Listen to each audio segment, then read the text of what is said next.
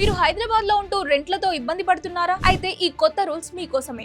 ఓనర్లు ఇకపై అడ్డగోలుగా అడ్వాన్సులు అడగడం కుదరదు.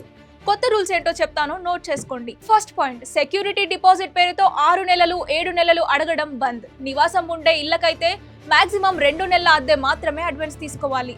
సెకండ్ పాయింట్, ఓనర్ ఎప్పుడు పడితే అప్పుడు తలుపులు కొట్టడానికి వీల్లేదు. ఇంట్లోకి రావాలంటే కనీసం 24 గంటల ముందే మనకి ఇన్ఫార్మ్ చేయాలి.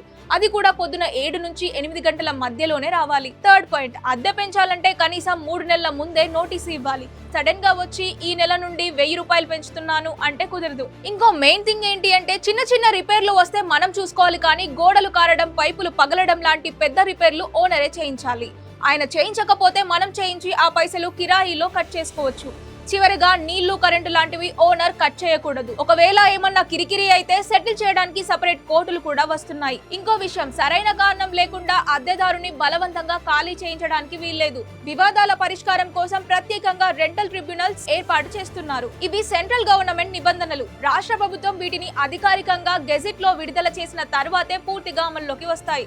సో ఇక నుండి ఎవరైనా ఓనర్ ఎక్కువ చేస్తే మీకు కొత్త రూల్స్ ఉన్నాయని గట్టిగా చెప్పేసేయండి.